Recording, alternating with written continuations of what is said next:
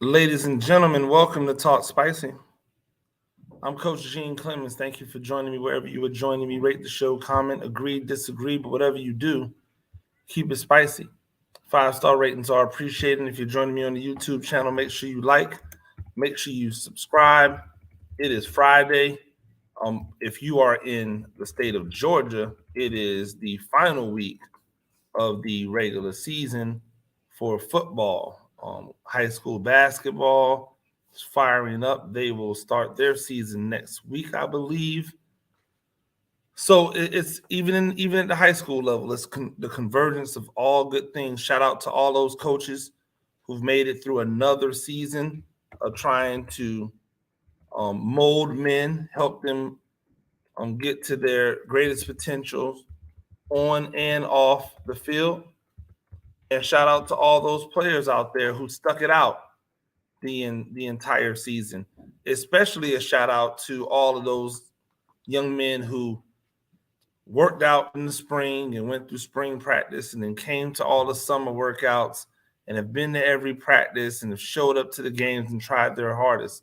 You know, there's some of those guys out there who they did all of that and they barely played in a game. And you got to admire that dedication because that's what's going to pay off in the long run. That's what's going to be the thing that separates them from the common man or woman when they go off into the real world. The ability to not only just be dedicated to something, but to be dedicated, show up, and give your all every single time. That's how people are successful in life. So shout out to all of those guys. I do have some fresh hate though, because it's Friday, and why not have a little fresh hate on Friday? It feels as if we arbitrarily, I shouldn't say arbitrarily, that's the wrong word. It feels as if we predetermine who we want to make the villain and who we want to make the hero. I always think about it when I look at personalities and how they move, when I look at coaches or people in the media or athletes or actors or musicians or performers, I look at who becomes the next it thing and who doesn't. And I always try to weigh, okay, they're just really talented versus, okay, there's some type of agenda. It's clear to me that a guy like Jonathan Majors is ascending up the acting world, not just because there's an agenda. He is an extremely talented individual. That's why he is ascending the way that he's ascending. I look at a guy like Kyrie Irving, and I believe the same thing. It's not because people like him. It's because his talent is so immense that you can't help but watch him advance. But then I think about all of this stuff going on with him, and I'm going, what did he do and or say that warranted him being suspended? And before people go, oh, well, he was tone deaf, he didn't understand.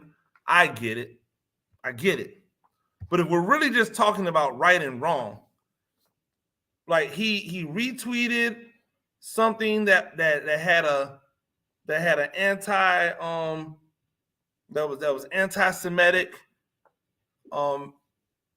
It wasn't something that he had retweeted because he agreed with it. It was something that he retweeted because it was an interesting piece of work. It was a documentary that was done. And the reason I dive into this is because we just decided as a society that Kyrie Irving was going to be a villain. The moment that he decided to not take a COVID shot and miss games, the moment that he decided that he didn't want to be in Boston because he didn't like the vibe there, the moment he wasn't the same just happy little sidekick dude to LeBron, we decided we were going to make him the villain. And now everything that he does gets hyper focused on. You know how many people were out there applauding that Jeffrey Dahmer doc? They were out there promoting a documentary about a white guy exploiting the inner city neighborhoods and killing black people. Nobody had an issue with it. Nobody has an issue every year when they come out with a Dahmer doc. No one says, hey, if you support the Dahmer doc, then you obviously hate black people. Nobody makes that jump. But every time you think something is interesting that is said that goes against like what the powers believe, all of a sudden you have to like come with hat in hand. They essentially bullied Kyrie Irving into apologizing. They moved the goalpost on him, right? Because it was about this, and then they moved it all the way to, oh, well, what do you have against Jewish people? The man ain't said nothing like that. In his original address, when the journalist, and I use journalists with quotations, when he asked him the question, he said, listen, I don't stand with this. He said it as clear as day. I just thought that this was interesting, so I retweeted it. And they're like, well, you used your platform to promote. So why do you keep saying promote? I was not promoting it. I just retweeted it. Yeah, but your platform, you have a responsibility. Why does Kyrie Irving have a responsibility and the journalist doesn't? How is it that Kyrie Irving is expected to be beyond reproach, but a journalist isn't? How did that become a thing? We decided that we wanted to make Kyrie a villain, so we made him a villain. This happens all the time.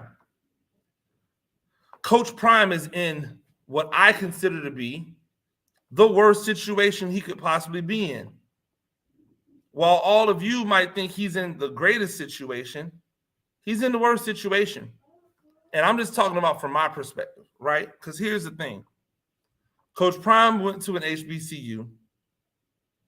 Now, if we want to believe that Coach Prime felt that he had a calling to go to an HBCU and evoke change, or whether we want to believe that Coach Prime went to an HBCU because that was his foot into the door of college coaching, whichever you want to believe, right? Does not matter. What should matter is the work he's done at Jackson State, the amount of light he has shined on HBCUs, the residual effect, Grambling hiring a legitimate, like, proven commodity as a head coach, right? Other schools up in the ante when it comes to, Tennessee State hiring Eddie George, a known commodity. He bringing in other well-known coaches to help him. Like, all of these things matter.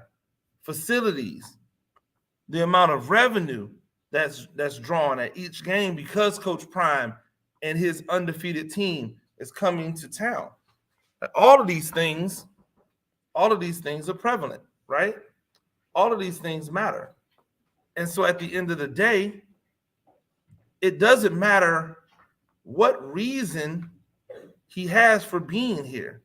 It doesn't matter what his reasoning is for showing up. It only matters that what he does here is great for the organization. If it's not great for the organization, then what are we talking about, right? But it's great. Now, here's where it gets funny. Coach Prime isn't supposed to want to coach at the highest level of college coaching. So here's the problem. If he decides that he has a dream of coaching at the highest level of college coaching. Here's the perception. If he leaves, certain people are going to say he was chasing money. Others are going to say he used the HBCU. But of course he used the HBCU. Every coach that moves on to another job used the job beforehand to get the new job. In every walk of life, you use the job that you left to get the job that you currently have. Why would that be any different? Why is the word used so dirty when it comes to that situation? He's going to be made a villain, right? Right now, he's a hero. If he leaves, he's going to be a villain. We've already decided it. We put in the markers for villainry already. All of the stuff that they said about Deion Sanders when he first took the job. Oh, he'll never coach a day there. Oh, he's only there to use Jackson State. He doesn't really care about Jackson State. They'll forget about all of the great stuff he's done in the 2.5 years on the job. They'll only remember that he left for XYZ school. He'll be a villain because now when he goes to the new school, everybody's going to expect him to do at the new school what he did at Jackson State. Except it ain't that easy because HBCUs, their football's not at the level. So when he went into Jackson State, just adding a few more pieces was able to elevate the play of the team immediately. If you go into Auburn, it's going to take more than a few more pieces, my guy. And if you take your son with you, there's a chance that life might be different for him up there as well. So all of it points to if he doesn't have the utmost success at wherever he goes next, he's going to be looked at as a failure. But if he stays at Jackson State, right? If he stays at Jackson State and he becomes the Eddie Robinson of Jackson State, what has he really accomplished? The only way to accomplish big things at Jackson State is to move Jackson State and 5 to 6 other schools to the next level. Now, if he does that, then he leaves. Maybe now he's a hero. But any other way, he's in a bad spot. He's going to be a villain. You know what else is interesting to me? When we start to create heroes out of people who only just took the blueprint of the hero that came before them. We start to make heroes out of people who are doing nothing different than the people who came before them. Josh Allen is the new kids on the block to Cam Newton's new addition. Everything that Cam Newton did is what Josh Allen is doing. Even down to the fact that the same people that discovered New Kids on the Block are the people who discovered New Edition. And then all of the mistakes that they made with New Edition, they tried to correct with New Kids on the Block. So the same coaches and GMs that had Cam Newton at Carolina and never gave him any legitimate receiving weapons. This man took Ted Ginn and a loaf of bread to the Super Bowl. He never got a Diggs. He had some tight ends. He never got a Diggs. This man did all of those things. They got a chance to get another dude that just happens to be white, and they have put everything in place for this dude to be successful, including the offensive game plan of we're not going to run him into the ground just because he's bigger, faster, and stronger than everyone else. We're going to run him diplomatically We're going to let him run when he chooses to run. All of those things. But they don't run him into the ground. And now Josh Allen has become the new kids on the block to the new edition version of Cam Newton.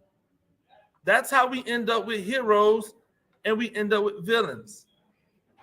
That's how these people are considered heroes and these other people are not. It's interesting. The narratives are always spun for us.